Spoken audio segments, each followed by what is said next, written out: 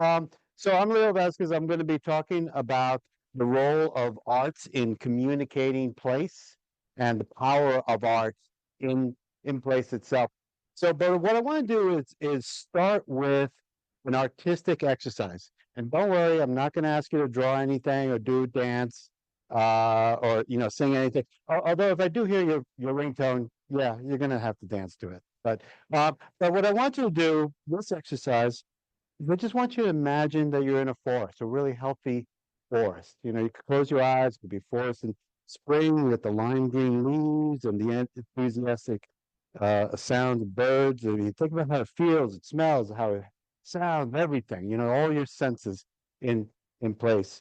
Um, and think about what makes that forest so healthy and so nice and so wonderful to be in. Okay. Um, okay. Do you have that image in your mind now?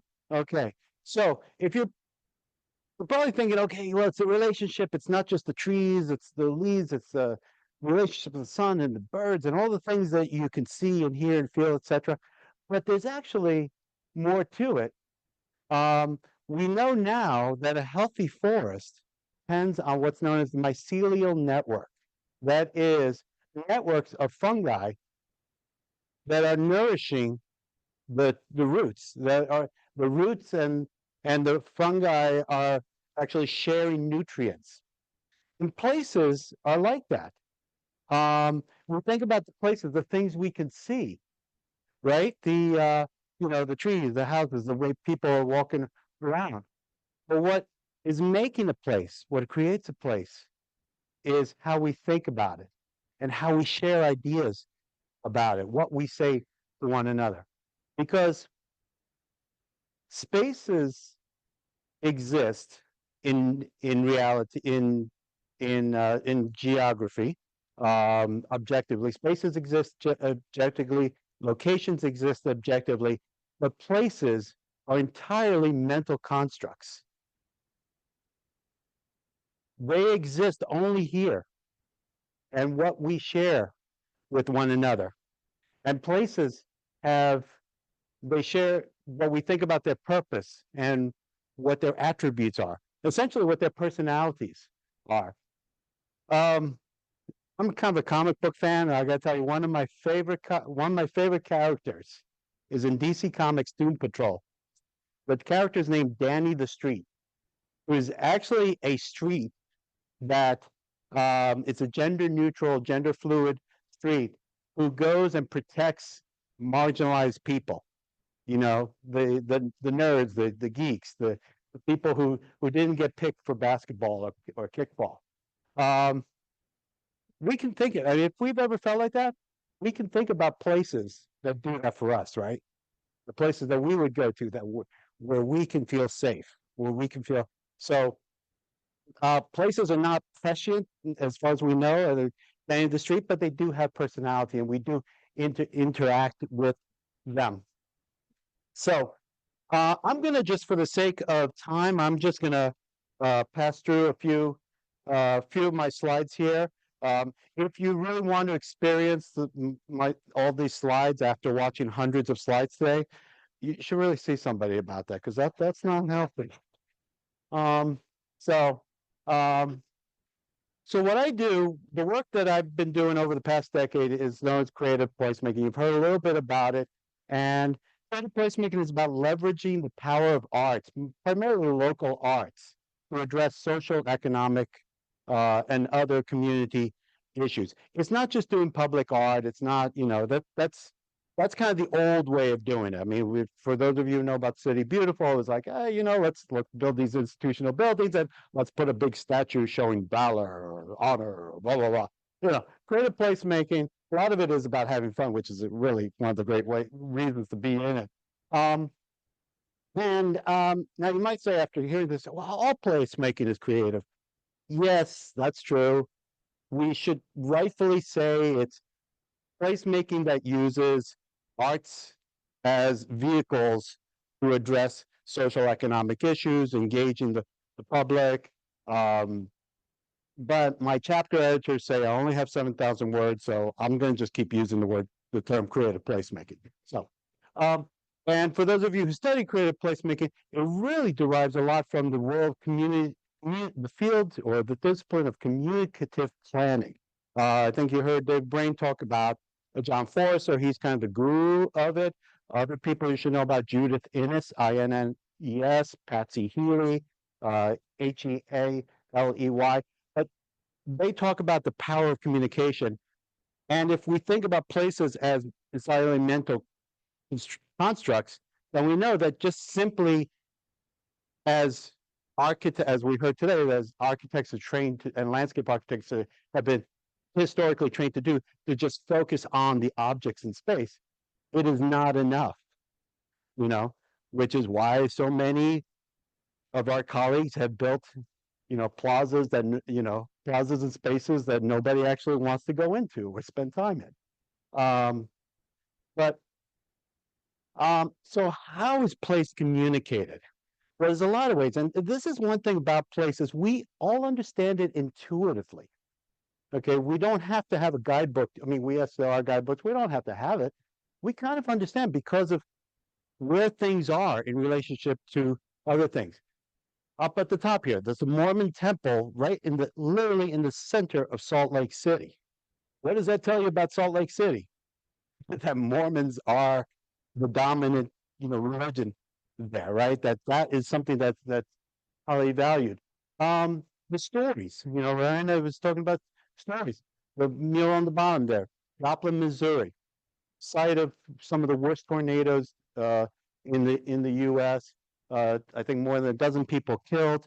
There were stories that came out about the butterfly people, that the people who had wings, who would save people from the tornadoes, and those became part of the art. There's murals all around town about the butterfly people. It is now part of the legend of this town. And of course, just even the signs here, slow children at play. This tells us, okay, we value kids here. You slow down. Okay. We respect your rights, but damn it, our kids are more important right now. So public art.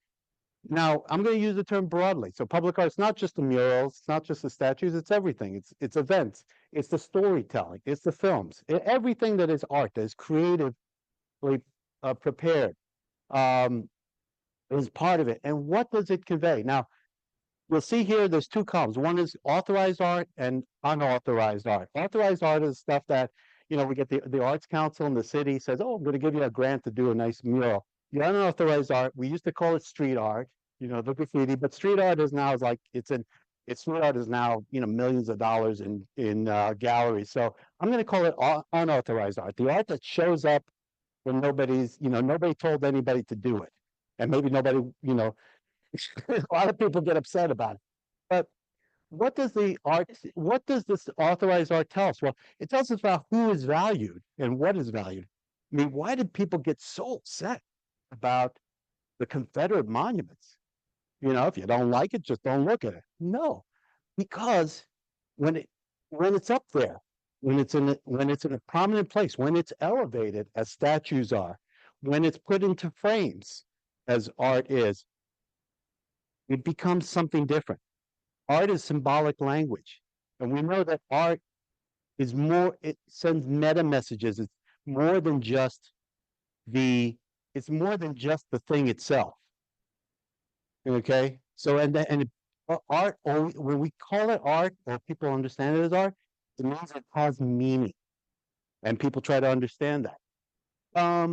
It could also be about what is valued. Like right now, we do see a lot of public art that's celebrating diversity, that's just about having fun, in places like whimsical art. By the way, here's a little secret about placemaking here. You can never have too much fun. Have you ever been to a place and said, "Hey, get out of here. I'm just enjoying myself too much." Ah. Wow. Yeah, well, that I've got to hear about over dinner. But and about emotional expectations of what's there. So joy that historical art that expresses what has been there, what may have been lost. Um, Primarily ownership or dominance, which again goes back to the Confederate monuments, and then the taking down of the Confederate monuments is part of that. Is saying, okay, you guys don't own this public space anymore, or you guys have to share this public space with us. In terms of unauthorized art, you know, graffiti concerns about current issue, what's bothering people.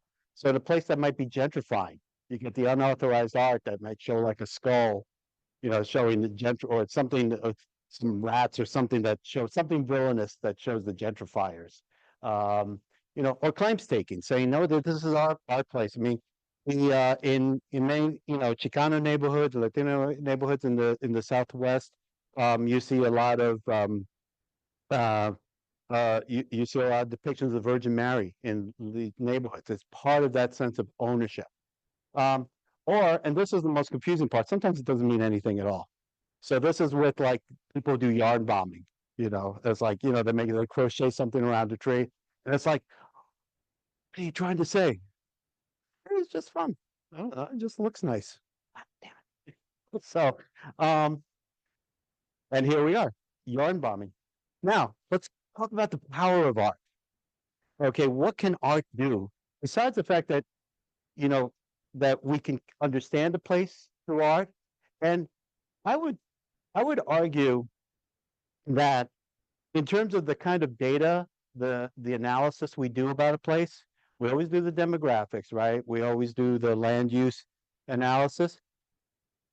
I would recommend we also do art analysis in a place to understand what's there, what gets protected, what's not taken care of. Is that old statue from the 1920s? If that hasn't been taken care of, what does that say about the place? And what does that say about how people feel about that place? That mural that gets painted over while another mural is well protected.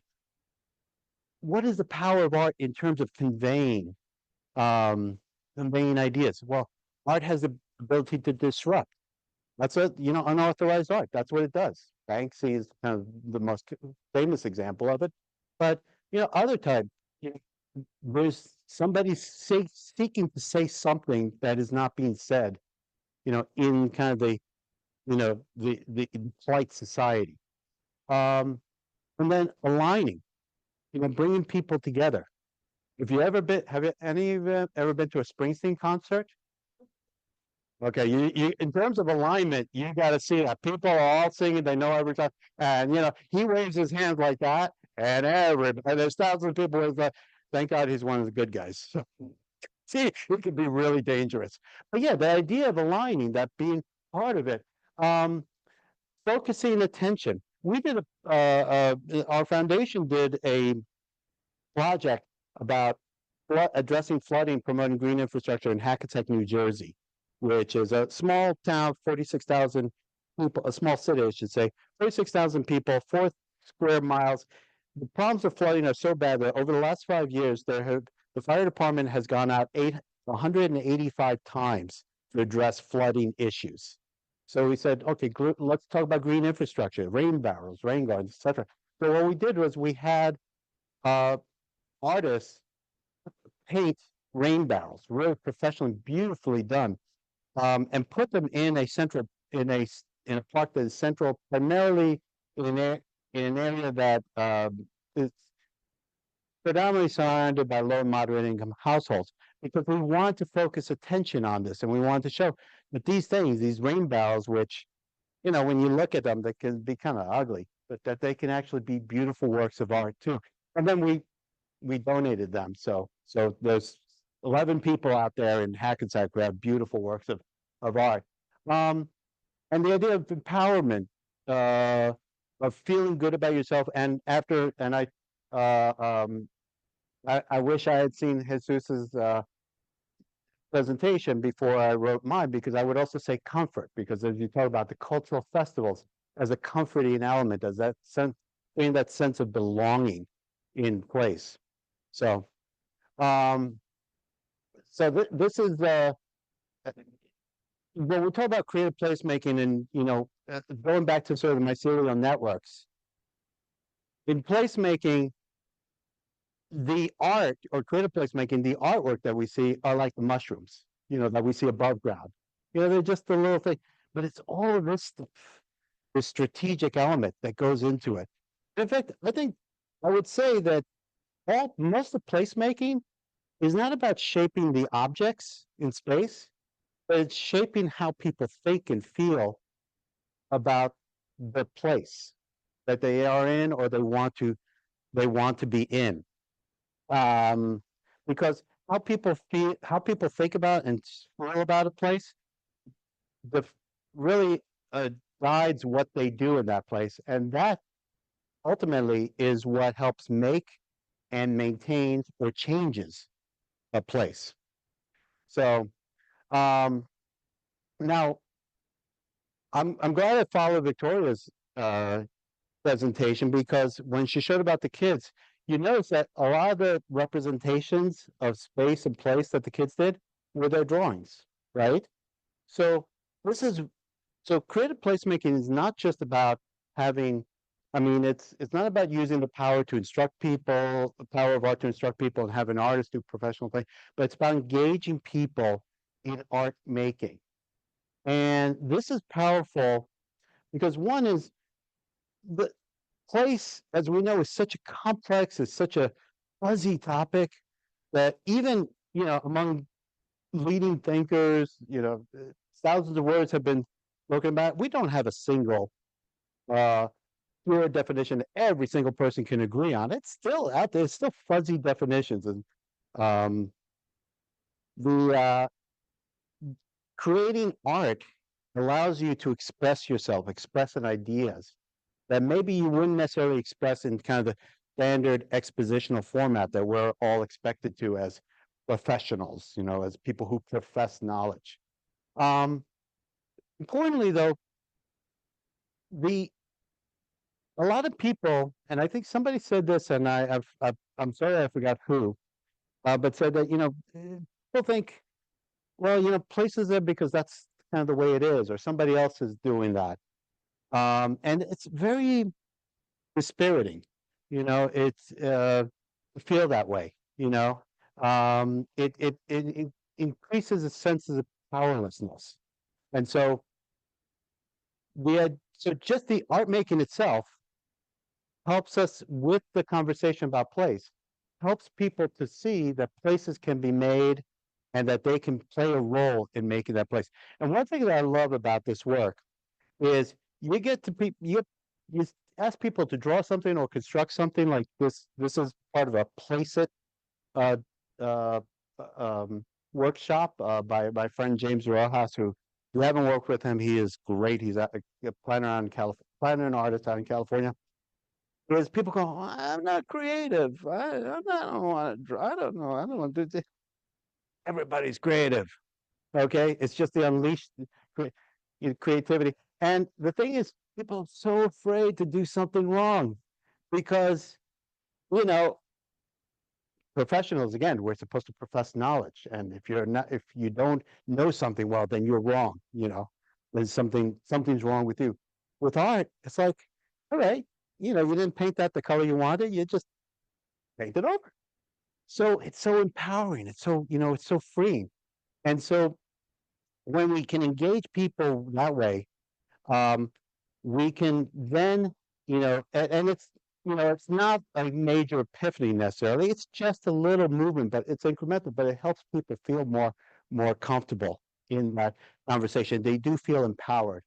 Um, so, and the great thing too is people have fun. And one thing about one thing that what one thing that when people are having fun, they don't yell at each other. It's like King Harvest said, you can't dance and stay uptight. So, uh,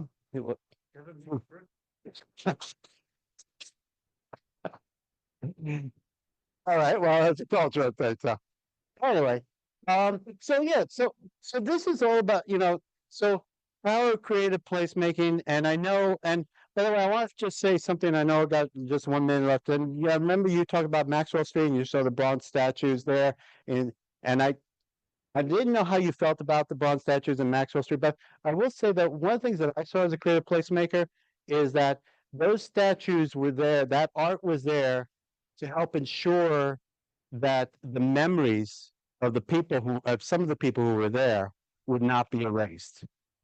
Because of the reason that statues help to, that public art helps to uh, focus attention on what is important. So I hope I've given you some background on art and creative placemaking, and I hope in your own research and your own future work that you will not only incorporate art, but look at art as a valuable tool for your understanding of place.